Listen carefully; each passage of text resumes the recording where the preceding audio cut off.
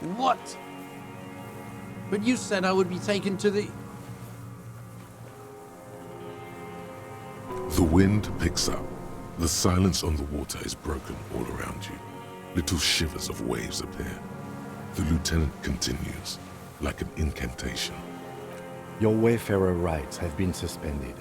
Information provided to the officers on the scene will be used against you by the prosecution. You will be given legal counsel within 1 week and must face court in 44 days. Do you understand?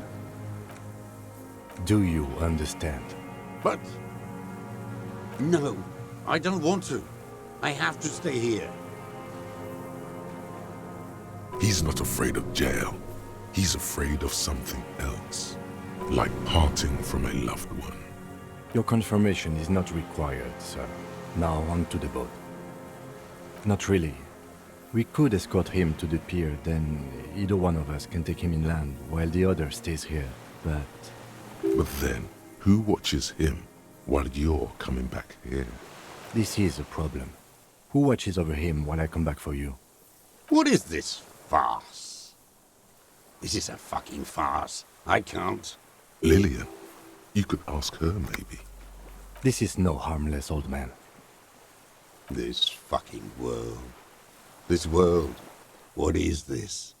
Okay, how about I take him to the precinct and you wait on the island? This world. What are you talking about? Is this... us? The wind is cold from the east.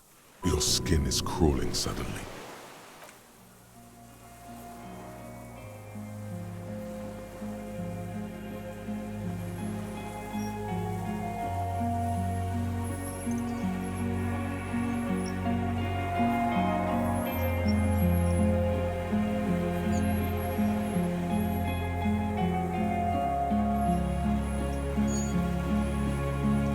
A delicate tangle of arms and legs unfolds from the reeds, limb by limb, to then just stand there, moving its scythe-like arms in ghostly silence.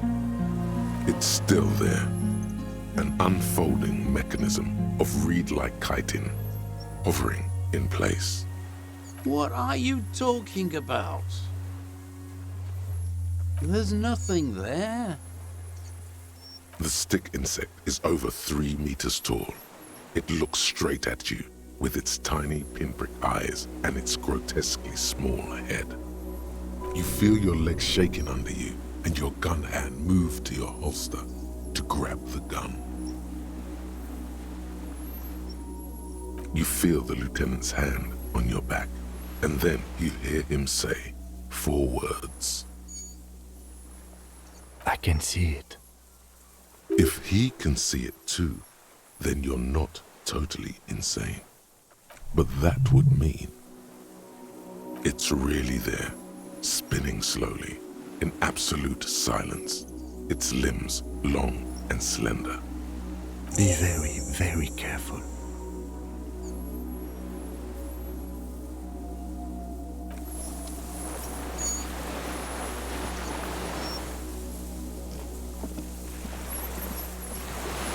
The creature stands on long stilt-like legs, antennae hanging from his head like a woman's hair, white and curled at the tips. It is no more than 5 steps away from you. Reed-like tufts stick out of its joints. As the insect moves its forearms, it produces a faint hiss, like a reel-to-reel machine spinning after the tape breaks.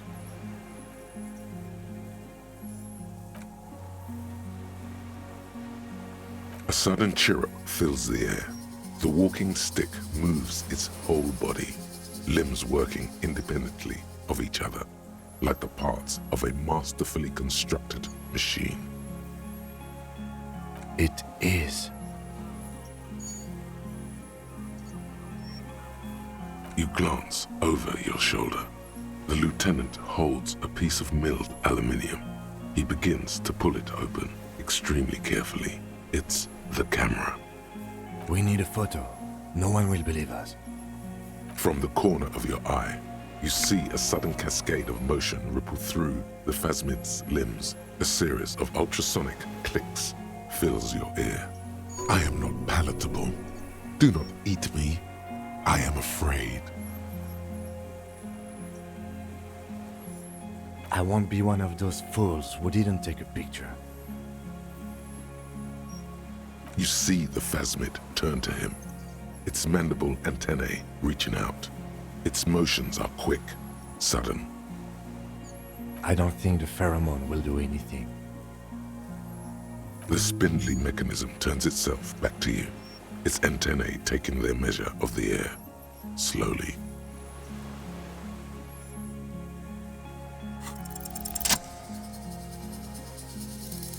Slowly, with your breath held, you take 2 small steps toward the phasmid.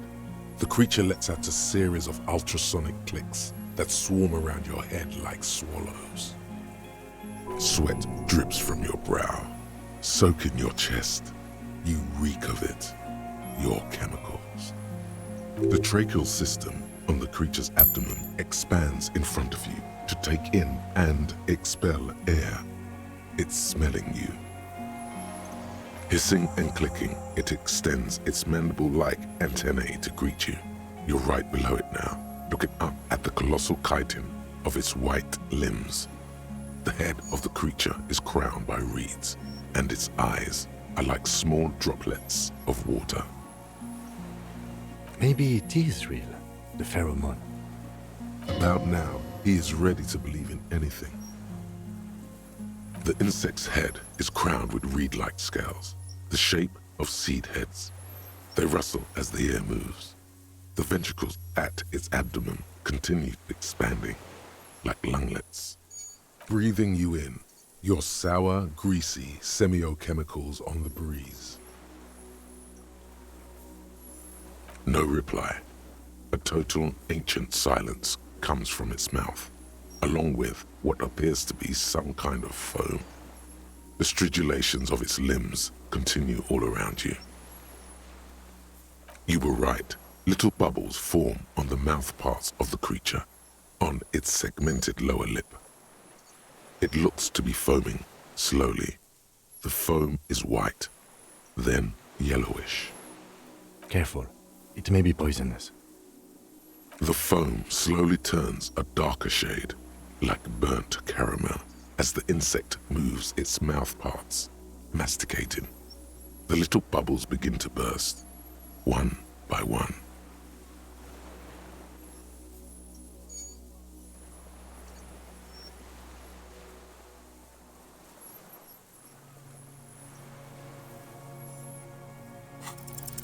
I exist.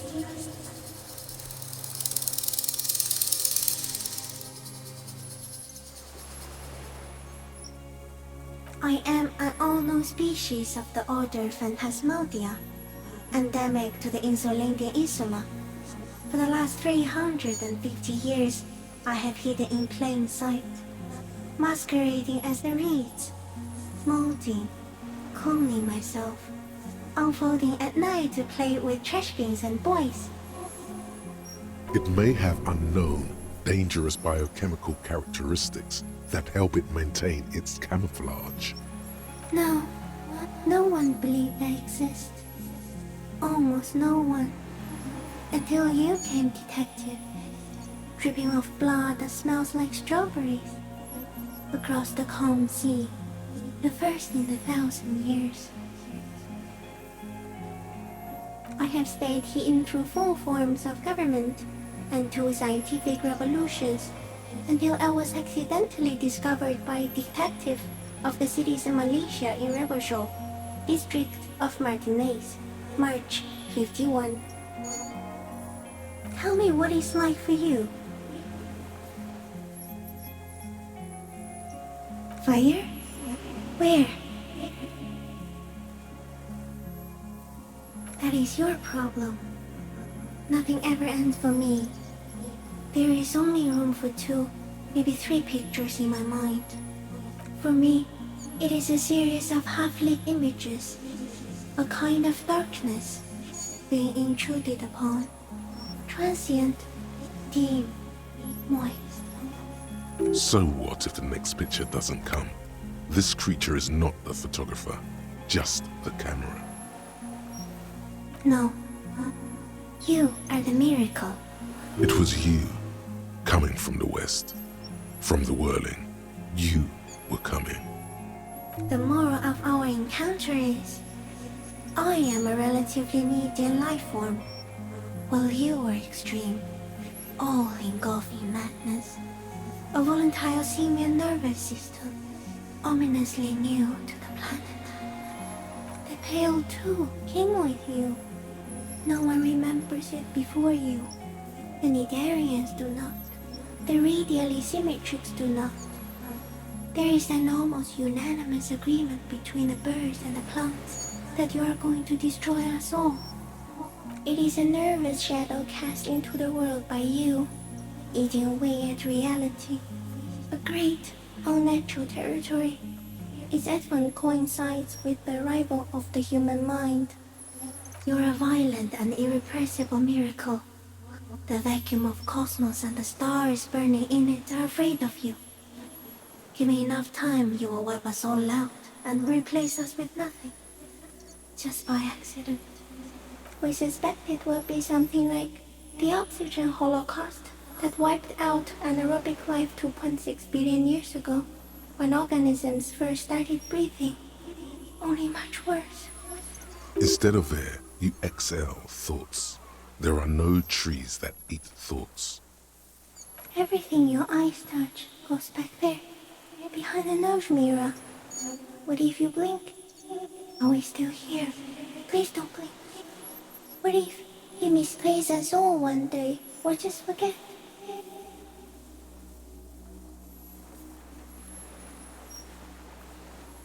So, it is already happening. One day, one of you will close your eyes and sign, and open them to see that none of this ever existed. Shapes of plants and animals, and internal sensations. A swarm of sounds, tiny vibrations on the inside of my forearms. All speak of complexities totally beyond my understanding. I am at the end of a narrow funnel, weightless, so light, it only feels like something to be me. In truth, perhaps I'm nothing. I certainly do not have a soul, and if I did, it would never burn. I don't know. You're just a shadow for me. Far away, faintly transmitting, but for a curious smell.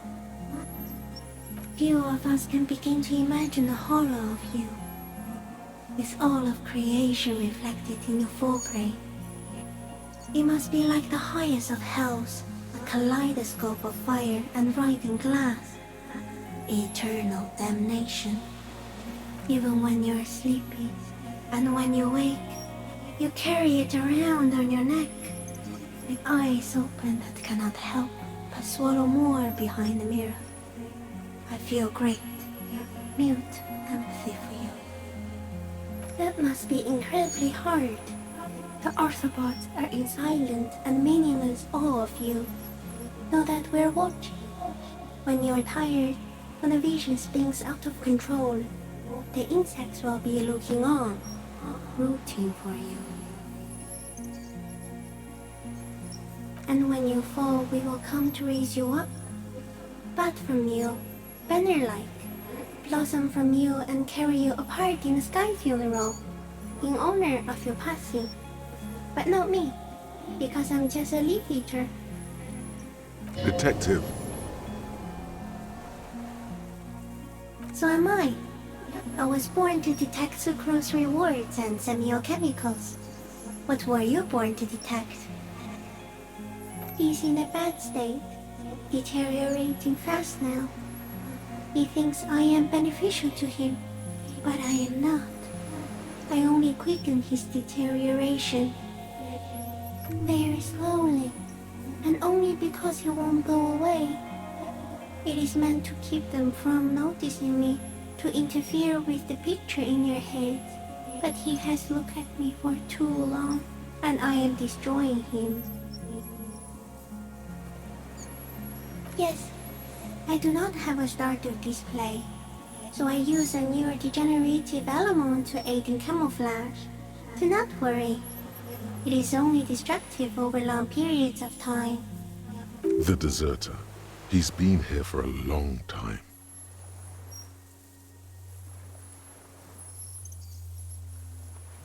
It doesn't look like that, no. You're just staring at it.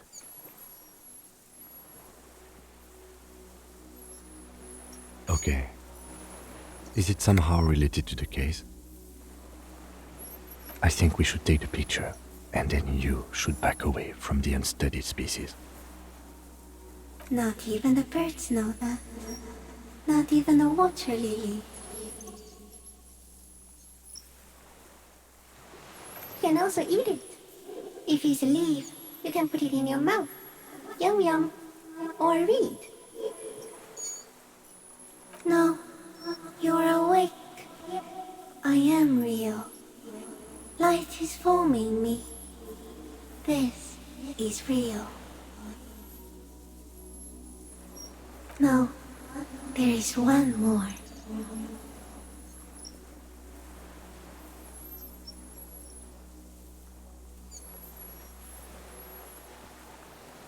Thank you. I also have one more thing to say to you before you go. That woman, turn from the ruin. Turn and go forward. For all mankind. You cannot lie to me. Behind you, it smells of fires. So awfully far you were prepared to go in her presence. And it. She was held on earth. It doesn't take a 3-meter stick insect to tell you that. The insect stops its stridulation, seeming to observe you. Below its crown of reeds, little pinprick eyes detect motion, glittering. The world stands still around you. No, stop. Be afraid. As you do, the invertebrate comes to life, its limbs moving independent of each other, as if each has a mind of its own. They are white, like stalks of porcelain, knitting above you, praying to you.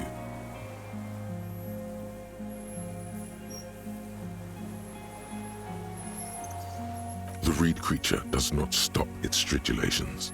It towers above you, parting the reeds it emerged from. Tuft-like structures still rustle on its joints. Perhaps it is preparing to eat its god.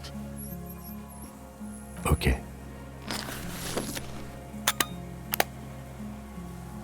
There is no change in the insect's motion while it's being aimed by the camera. It remains fixated on you. In 3. If it moves, you jump back. I'll shoot. Here we go. 3, 2, 1. The shrill flash of the camera cuts the air like the blade of a sword. The phasmid freezes in its bright light. Head turned toward the lieutenant, hypnotized by the flash. It stands frozen before you. The sweat on your arms feels cold as ice, as if you're frozen as well, in the shadow of this great statue of chitinous marble. I got it.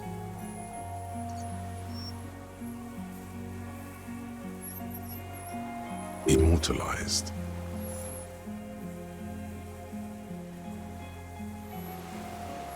The limb before you is incredibly light, like eggshell. It's much lighter than a reed. You feel a soft push could tip the creature over. Its hollow exoskeleton collapsing. It's about to move. You can sense it. A small shudder passes the creature's arm. High above you, its black pearl eyes still glisten, mesmerized by the light passing its nervous system. There is some kind of countdown happening as it slowly processes the overwhelming brightness of the signal. The invertebrate is regaining control. The antennae hang from a great height. With your hand shaking, you barely touch the tip of the left whisker. On contact, the chitin curls into a spiral, like the tip of a poison ivy. Its touch on your fingertip feels cold, ticklish. The sensation is electrifying, resounding through your body. Looks like someone's got hurt in a fight. This antennae is much smaller than the other one. Be careful, detective. It's moving. Another shudder pulses through the creature's limbs. It jolts back to life, like a record continuing where it left off, in a swaying, praying motion. Even the small black pearls of its eyes do not stray from you. As you're turning away, the phasmid mirrors your movements, stepping on the water, the long limbs carrying its feather weight without breaking its surface.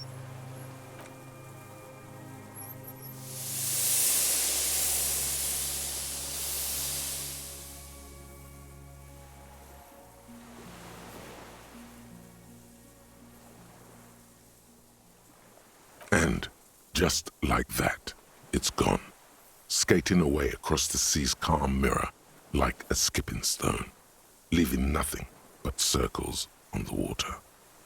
It's gone.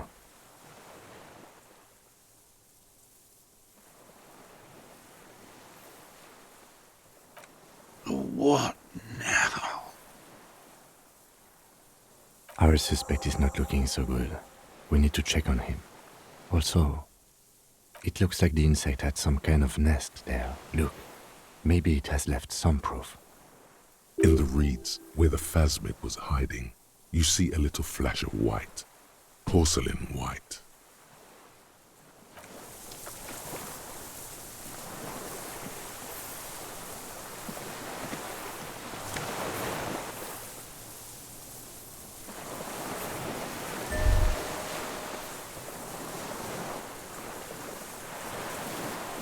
Brother, you've managed to collect all the armor pieces.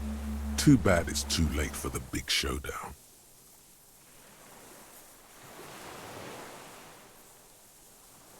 Indeed, you found it all. Now your mortal coil is completely protected. Few cops are this futuristic.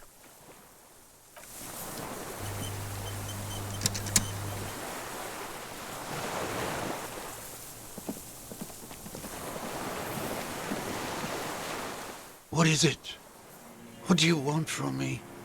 I can't go. See. Mr. Dross? The man does not respond. He keeps staring, black eyes glazed over and bulging from their sockets, his gap-toothed mouth shaking, like an addict of some terrible substance. The plastic cape feels coarse. A light shiver passes the man. Other than that, no reaction. He feels small and frail. He's going into some kind of psychomotor immobility. The good news is, this solves our transportation problem, doesn't it, Mr. Dross? The trembling mouth appears to sigh. Between this and the broken tire he's used for a boat, I think it's safe to leave him here, while we go and get help. It will need to be medical first, I'm afraid. He stares into the reeds. Your words don't stir anything in him. Perhaps you should. Nothing. Just dull staring. Not even rage left, wherever he is. The last embers have gone out. The war is over. If Kuno kicked it into the sea, as he said he did, Diab would put it back here. This makes sense. Mr. Dross could have picked it up. Or the phasmid even. If it did, this is incredible. I lost. He turns his eyes to the reeds again, as he's done so many times. Beige and white stripes. He lost the scope. Then it somehow made its way over there. With the help of a Magpie phasmid. This sight is a T9, Mr. Dross. Was it attached to the rifle when you made the shot? Silence. Not even a sigh. The plastic cape flaps around his face in a gust of wind. His back is slouched and his mouth open. The strength has all gone out of him. Just frail old bones in a sack of tracksuit trousers and a windbreaker. Old age and shock. Yes, the arrest and the appearance of the Phasmid, the combined stress. But you think it's something more than that, don't you? There's much more. Remember what it said when it spoke. You should be more careful, Detective. Are you sure it wasn't having an effect on you? A valid hunch. Long-term exposure to something like that could be neurodegenerative. Also, please be careful when approaching unknown species in the future, Detective. You mean pheromonal? The scope, knowing of her bruises, his disposition toward Miss Oranje? I see what you mean. That could be part of the shock. But you're right, something is off here.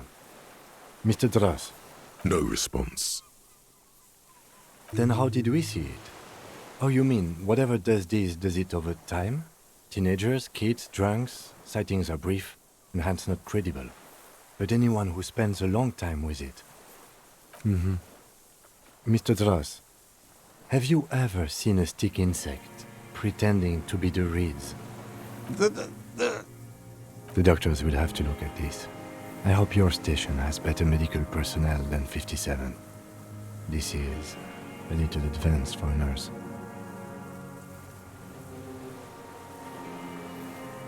He did seem distressed when it finally came to arresting him, like he didn't want to leave this place, and the insect maybe. I have absolutely forgotten to take notes. I hope I remember all of this. This will be one hell of a report. Thank God we have the photo. No one would believe you without it. We should think about getting back to the mainland, to get help. He'll be safe here, if we don't take too long.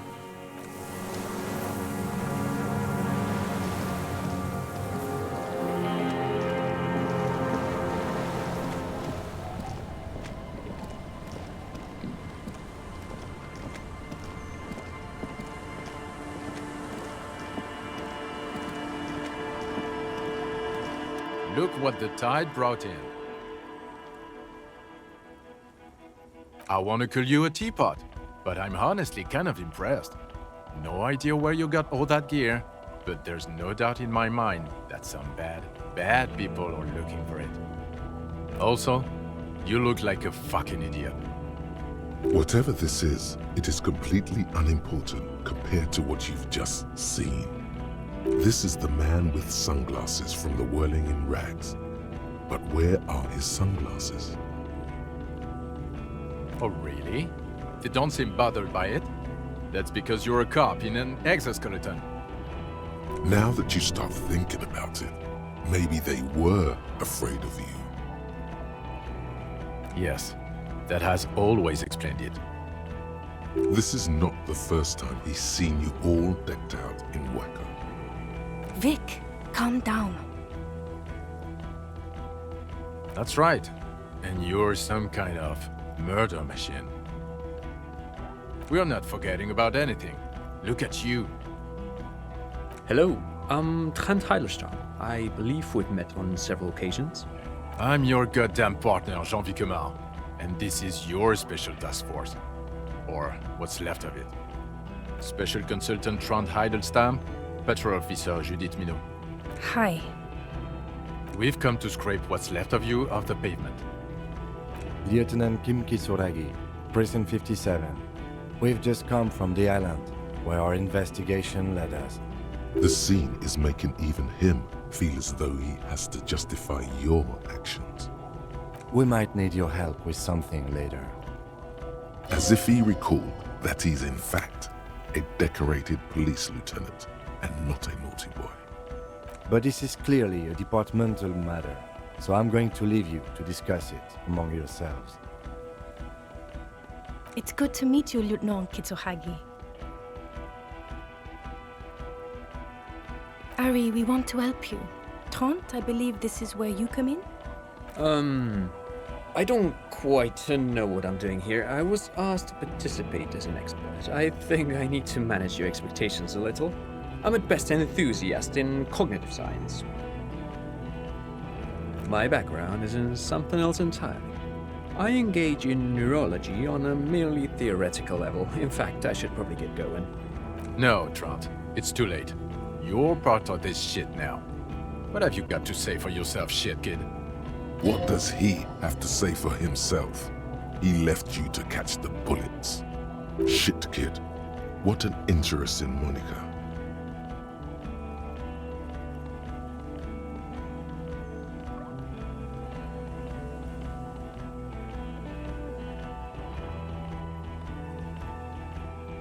You. Shit kid, that's you. Despite all that you've done, the deserter, the phasmid, the case. No, because of all that you've done.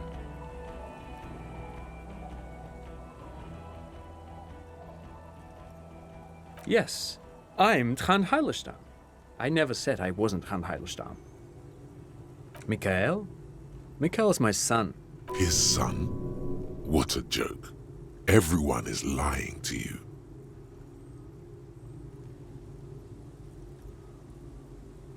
No problem. What indeed?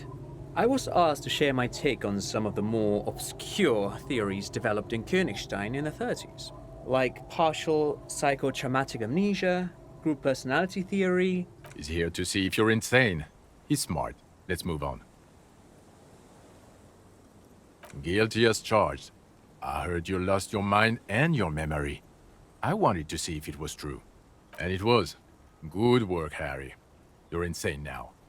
There's one less person for me and everyone else to rely on. He was too sarcastic for you to realize who he was. I'm clinically depressed, Harry. Sorry if I wasn't in the mood to butter you up after you told us to fuck off. Did you? Or did you literally not recognize my face? We've been partners for how long, Harry? Don't answer that. You don't remember. Absolutely no idea. 100 years? He's right. Don't start guessing. Now's not a good time. Yeah, Major Crimes Unit, under Lieutenant Dubois and Vicomar. Ring any bells? He doesn't remember. See? He really doesn't remember. It wasn't a sick joke. At least that's good. Yeah, that's very good.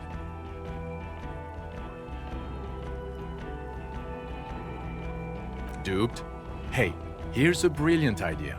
Don't be a morbid drunk, and you won't be duped so easily. Yes, I'm still Kim Kisuragi, still a lieutenant from Precinct 57. God damn it, Harry. You told us to fuck off. You said we are cramping your style. You're detective god. Fuck everything. All will burn. Detect or die. Here we go. Alcoholic delirium. Visions. All must pay. Lieutenant, my name is not Horse-Faced Woman.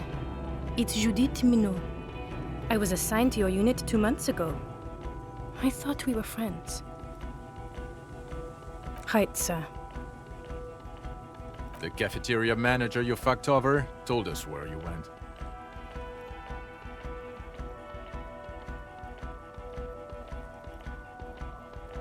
And people on the street helped us too, with your whereabouts. You're a legend among the drunks, Harry. A legendary local drunk. The bells aren't ringing because you have brain damage. Trant, this is where you come in. How bad is it? Well, he doesn't have visible tremors, he talks without slurring, he can drive a boat, he's standing, reasoning. All good signs, but complete retrograde amnesia, episodic and semantic. Meaning, you forgot both who you are and the definitions of money, e-solar, pound, and so on. As displayed in the station call, our interactions with him, and I don't want to be a snitch, but also mine with him before when Harry did not seem to know who I was. It's all very interesting. Interesting. Yes, interesting. I have my theories, but I would like to hear Harry's thoughts first. Harry, what do you think happened to you? Neurologically, psychologically, and why not socioeconomically?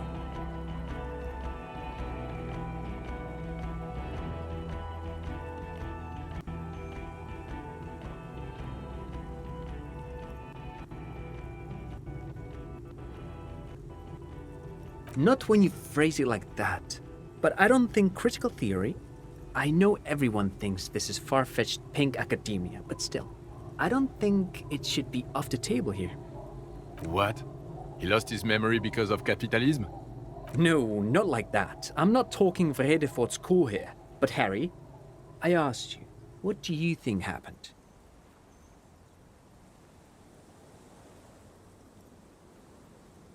Corresponding to the 20-centimeter hole in your brain?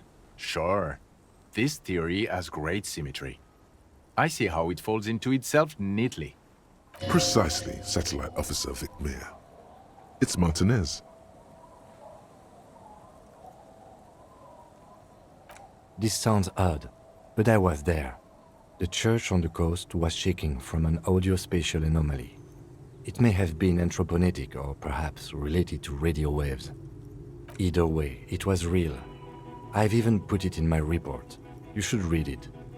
I do not, however, think it has anything to do with him drinking himself to the point of brain damage.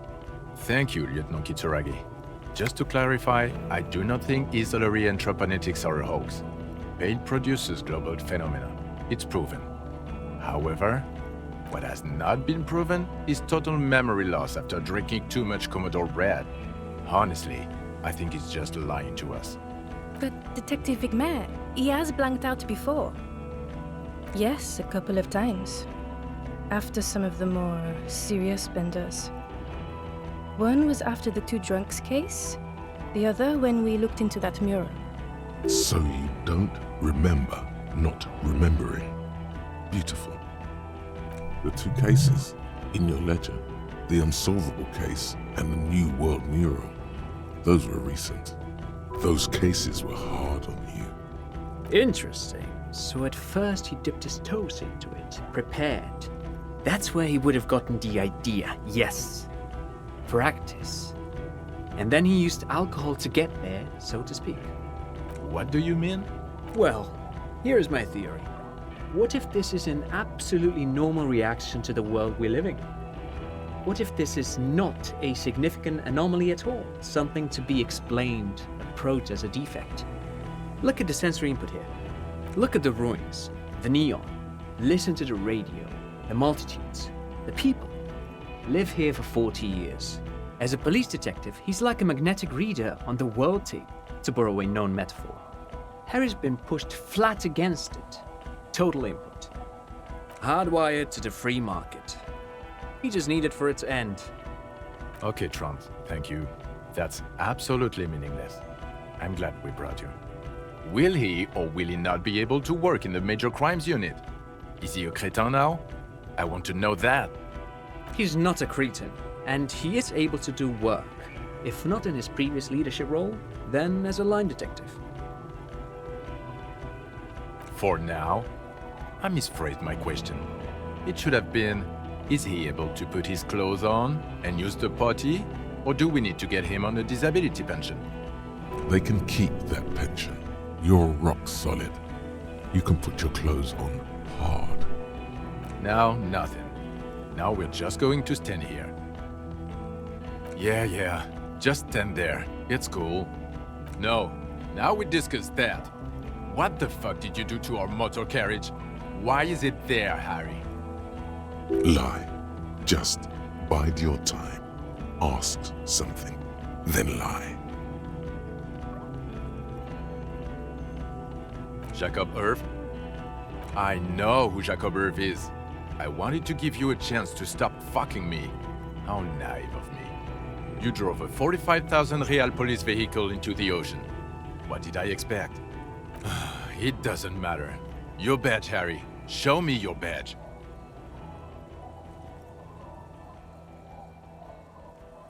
In a rush to demonstrate your badge, Your eager fingers can't sustain a grip on the smooth plastic, and the badge slips out of your hand.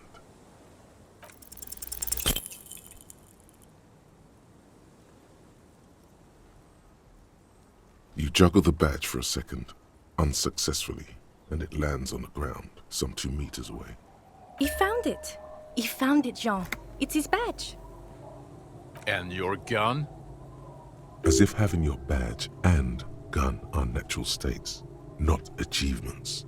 What is it with all these material objects?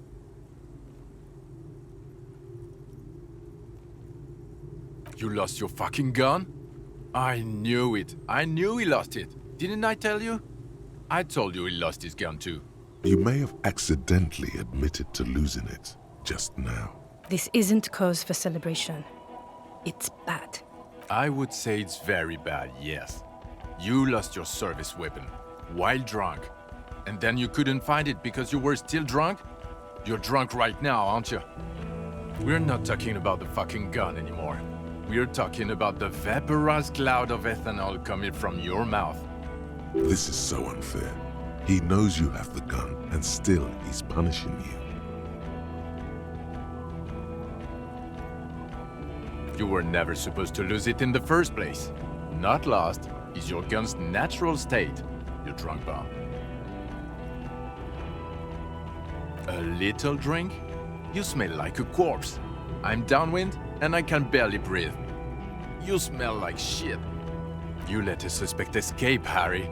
Classier is something. Because you were too drunk to assess a flight risk. We've read the reports. Lieutenant Kitsuragis. We know.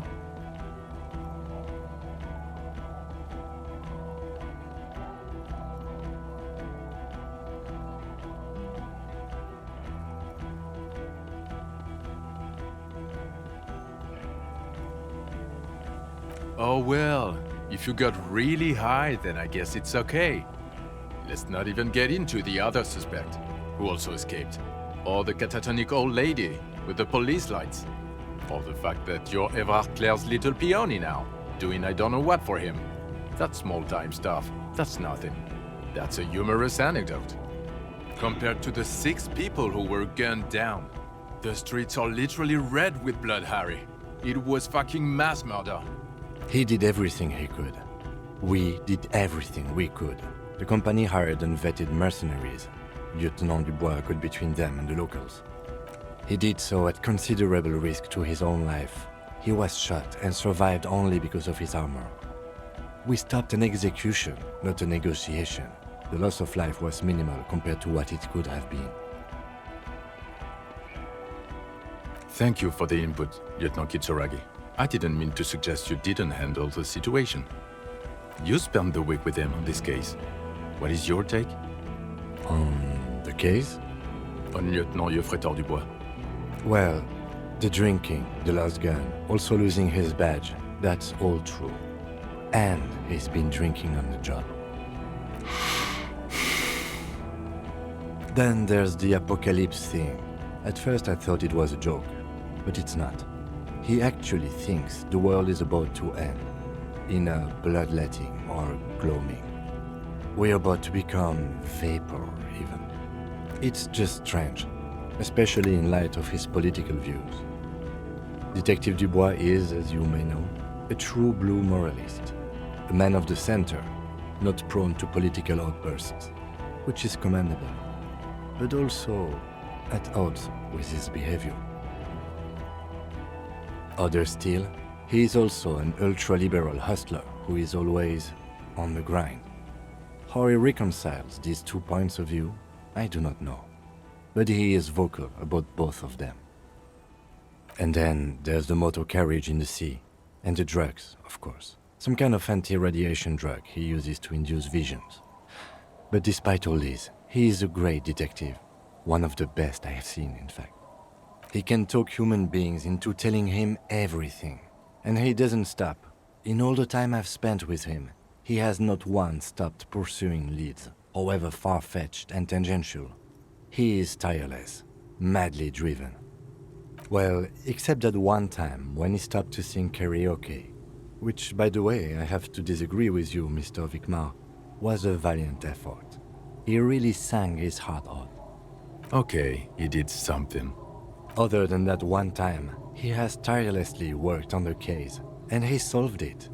We have a confession, a murder weapon, and the perpetrator, locked on the island right now, awaiting transportation. He apprehended a revolutionary brigade who stayed hidden for 50 years, ever since the revolution, who's probably committed other murders over those years. Oh, and he also discovered a new species. A new species? A colossal stick insect. It was on the island, camouflaged as the reeds. It unfolded from the reeds. I think we may be dealing with the Insulindian phasmid. He takes out the photo and shows it to the officers across the yard. Thick white snow falls all around you. Flakes stick to the glossy photo of the phasmid. As you can see, it's about 3 meters tall. In fact, we think it may be the largest land invertebrate ever discovered. Fucking hell is that? Is this somehow connected to the case? Detective? The old man was not aware of the phasmid's presence. Exhibiting a strange, atypical dementia, he fell into a stupor after its appearance. He became near catatonic. So it is connected. I must say, this is absolutely extraordinary. I don't even have words for it. Yes, it really does make it hard to fire the drunk. Now you make your case. Now is the time. Now or never.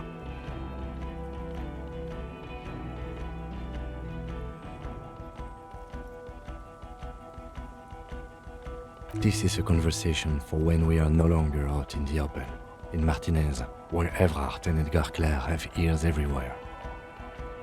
Understood, of course. I would prefer not to partake in anything union-related, for political neutrality. This has to be good stuff for him to backpedal out of it at first mention. Yes. Fallen through a gap in the boardwalk, drunk. The body was transported to Precinct 41, our morgue. I had Tilbrook and Mullins take care of funeral arrangements and family stuff.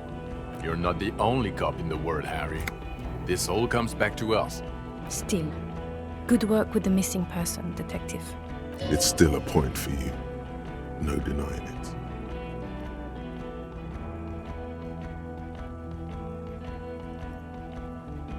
How? It seems to be ongoing. I see red banners on the gates. He didn't quite solve it. He cross-pollinated information between the company rep and Evrart, until the rep came to see that the Union desires war, at which point Mrs. Messier decided to... What? And Claire the Terminal?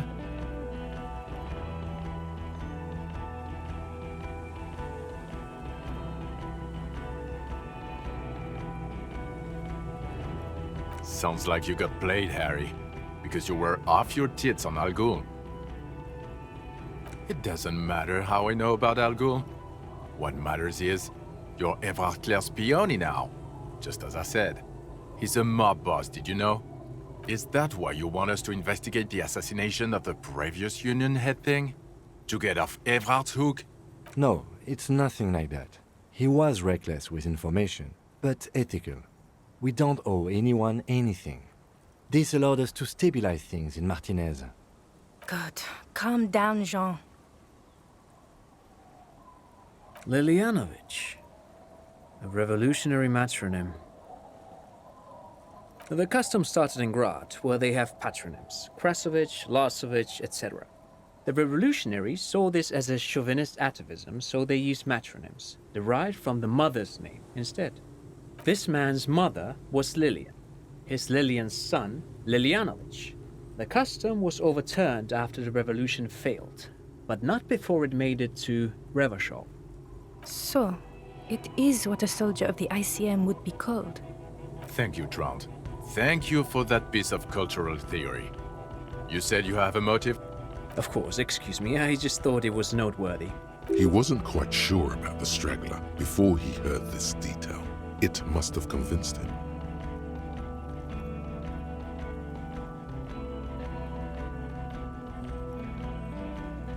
Jealousy? I thought this Lilyanovich was an old man. To have been hiding for 50 years, 70-something? A strange psychosexual fixation, aggravated possibly by proximity to the phasmid and its chemicals.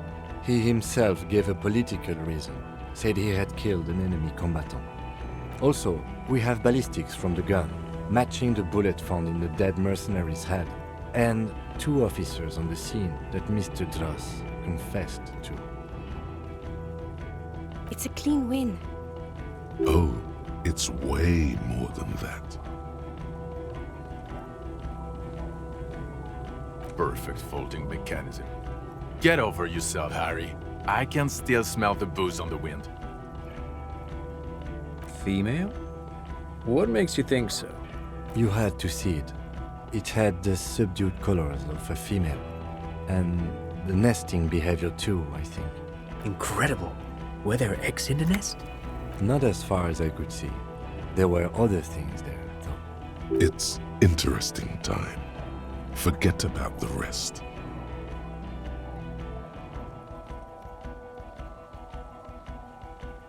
As in cloning itself?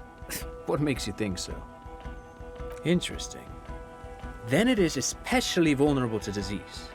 A single strain of bacteria could wipe out the entire species. We're probably talking conservation efforts here. Actually, you know, this would indicate it was a male. This is far from anything in my field, but I think such nests are called bowers. They are for attracting mates. Bowers are built by males of the species who can't afford colorful mating displays physically. This one was plain colored.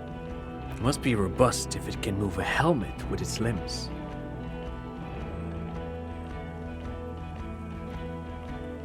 Yes, but also reed-colored, beige and brown, a little green on the outside. After unfolding from a single stalk, it still retained parts that looked like reed tufts on its limbs. Incredible. The PR value of this is exceptional. Carp discovers new species. Maybe even discovers the Insulindian phasmid. No, that's too much. This would really help with some of the problems we've been having. Absolutely, this is great. This does not say vigilante murderers to me at all. This says science, news, human interest. You know, it's a really good thing you have that photo. Without it, You're doing good here. Perhaps only for a moment, but still. Quit while you're ahead, or no. I don't know what a doomed commercial area is.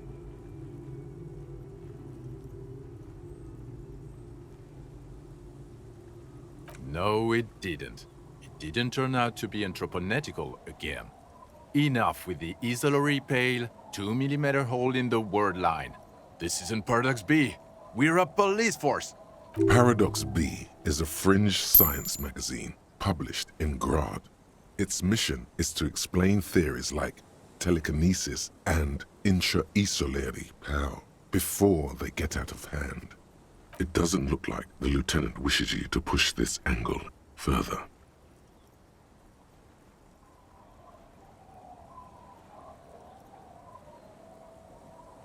I don't want to, but you discovered a new species and solved the murder. So I have to. Jude? Honestly, anything that ends this trial is okay with me. Agreed. The public relations potential of this is too valuable to let go. Okay. We have vehicles in the square, and the perpetrator needs to be taken into custody. Let's go. Now you will finally get to know who you are. The man looks westward, impatiently. Who are you? You're a gym teacher, Harry. Well, obviously you're not a gym teacher anymore, but... Before you were a cop, you were a gym teacher in Coron. It's getting really cold outside. Should we maybe... You haven't told us about that. You just told us about being a gym teacher. Harry, it explains everything. The running around, the jumping, the bicep girth, your inexplicable facial hair. The fact that you don't seem to know what homosexuality is, and how you're able to perform a 360-degree spin kick too. The incredible stamina output. Also, this guy. Just everything about this guy. Of course. Contact Mike. He's been on about Mike again? I hate that guy. Oh, you don't say. Does he also vault an impassable gulf of finance and privilege? It is getting cold out. In your 20s or late 20s, you've really let yourself go since then. Yes, you taught gym in Courant. I believe that's the term. Taught gym at a high school. You were a high school gym teacher. Courant is just east of Jamrock. It was a short walk every morning to the baseball field or the sports building. High school. Harry, your goings-on with Kuno, Andre, Acel, the whole thing on the ice. That's why you are so juvie. The regular. You found some chick. She inspired you to fight the big fight. Be more than you are. All that. You, every morning, walking from Voyager Road to teach gym. She, leaving for the academy with her spring coat on. The air filled with the smell of smoke and raspberries and incredible hope. An ocean full of hope. I knew it. I knew no normal human being can run like that. He's an honest-to-God gym teacher. It's not a mystery. Some chick fucked you over. Also, you were drunk. You really went with it too. Really maximized the damage. Dora something. Dora Ingelund? Yeah, you mentioned her name. Not Dora Dubois. No one is married anymore. This is Revachol. God, I don't know. 6 years ago? She was way before my time. No, it was 6. Like ancient. It's an old man thing. 2 old years equals 1 normal year. That and Dora Ingelund really tore you a new one. A big one. Incredibly bangable. She was extremely fuckable, Harry. Gorgeous. A gorgeous bourgeois woman. Wayfish. Like a Welkin, basically. Snow Welkin. Blonde Welkin. Heartbreak Welkin. Pain Welkin. I've only seen a picture. But it's obvious you formed a real spiritual connection with how pretty she was. One you never recuperated from. Look, the sun is about to go down. It's time to go. I think she taught in the Académie des Arts, east of the river. Way east. Hard to say which came first. The middle-class chick or the drink. Egg and the chicken kind of thing. My point is, you need to see a psychiatrist about this shit. Not a psychologist. Several degrees harder. Is there something harder than a psychiatrist? A forensic psychiatrist? Go talk to that.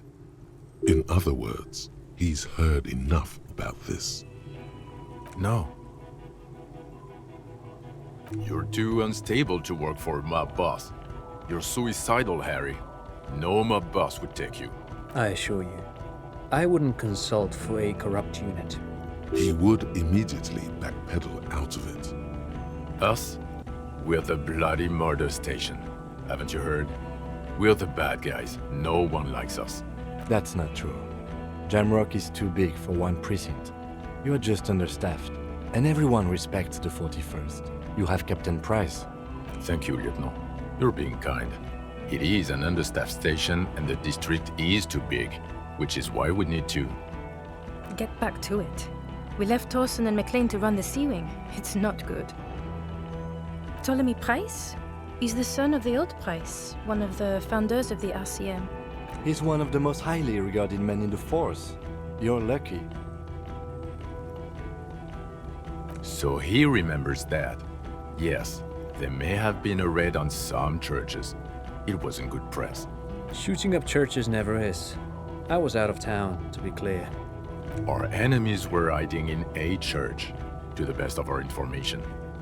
That's it. I'm not talking about this anymore. Your security clearance is shit tier right now. You have to wait for it to go up. He means it. The RCM and its enemies will not be discussed on this coast. Okay, it's not the bloody murder station. It's an old converted silk mill with green desk lamps and coffee corner. A lot of good people work there, hard, every day. Jamrock is the largest ghetto in Rivershoal. Faubourg, technically, but it's divided into 11 districts. Jamrock only has us. The press will blow over. Jamrock is lucky to have you, and it's often considered to be the greatest of the districts. You're lucky to have it. Thank you again, Lieutenant. Who is Lena? Well, good luck finding her once we get back. She and her husband were conducting the search for the Phasmid. It's their discovery, in part. I'm sure we'll find them. They should know as soon as possible.